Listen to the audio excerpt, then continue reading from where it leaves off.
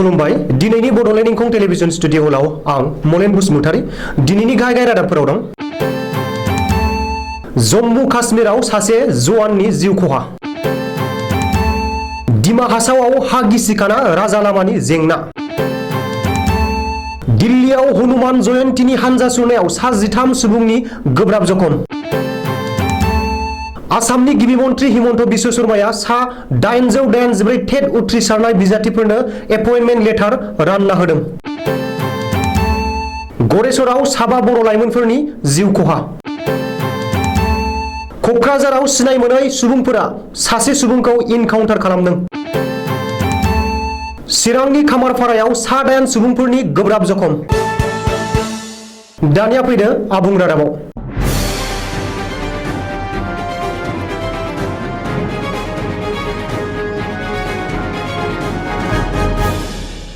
रैखाथि हानजा आरो उदखारि हानजानि गेजेराव गावलायलायनानै सासे जवाननि जिउ खहा।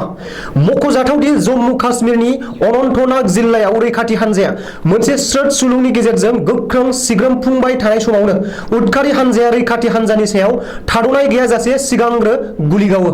उदखारि हानजानि थाद'नाय गैयै फायारिं होनायाव रैखाथि हानजायाबो बिसोरनि सायाव थाद'नाय गैयै गुलि गावो। नाथाय बेबायदि मोन्नैबो हानजानि गेजेराव थाद'नाय गैयै फायारिं होफुबाय थानायाव रैखाथि हानजानि सासे जवाना उदखारिनि गुलियाव गोब्राब जखम जायो। सुलुङाव मिथिनाय बादिब्ला उदखारि हानजानि गुलियाव गोब्राब जखम जानाय जवानखौ देहा फाहामथायनि थाखाय देहा फाहामसालियाव थिसनथाय होदोंमोनब्लाबो देहा फाहामसालियाव जिउ गोमायो।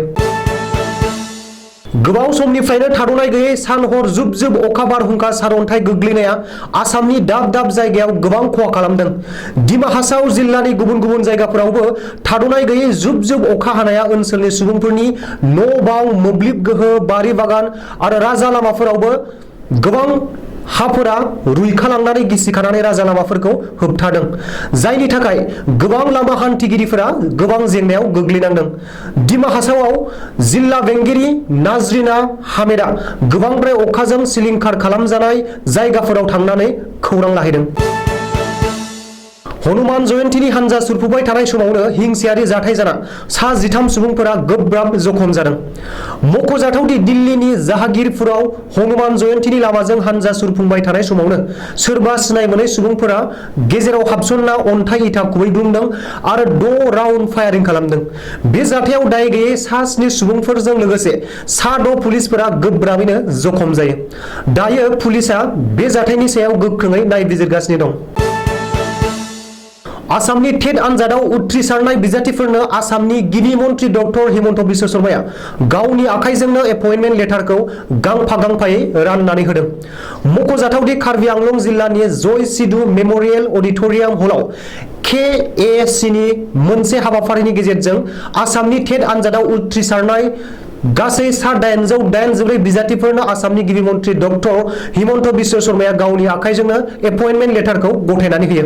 सुलुङाव मिथिनाय बादिब्ला टेट आनजाद उथ्रिसार जानाय गासै सा 108 बिजाथिफोरखौ आपार प्राइमारियाव फोरोंगिरि महरै थिसनथाय होयो आरो गासै सा 192 टेट आनजादाव उथ्रिसारनाय प्राइमारि इडुकेसन डिपार्टमेन्टआव फोरोंगिरि महरै थिसनथाय होयो।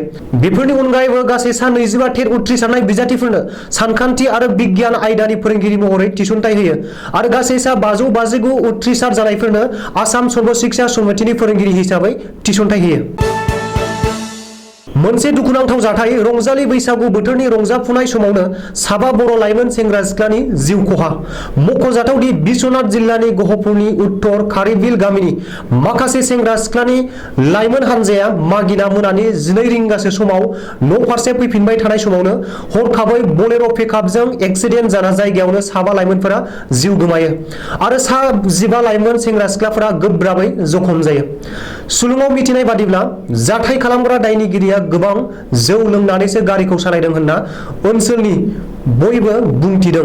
दायो दायनिगिरिया खारखुमाना दं होनना मिथिनाय जादों।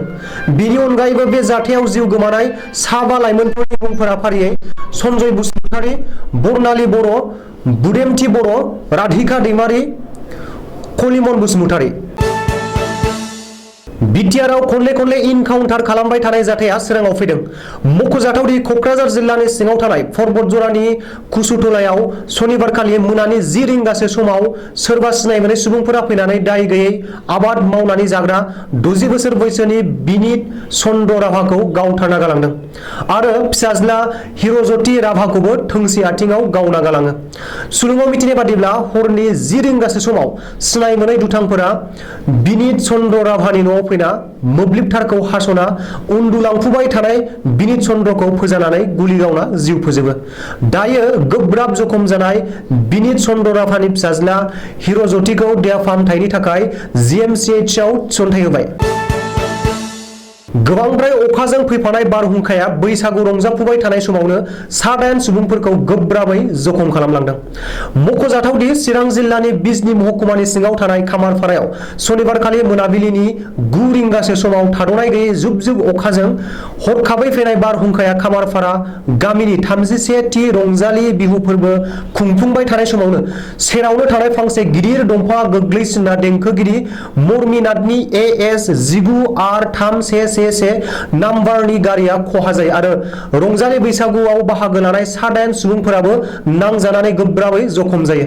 दायो गोब्राब जखम जानाय 7 सुबुंफोरखौ देहा फाहामथायनि थाखाय बङाइगावनि लवार आसाम हस्पिटालाव थिसनथाइ होनाय जाबाय। दिनैनि रादाबा एसेनोसै। गोजोन्थों।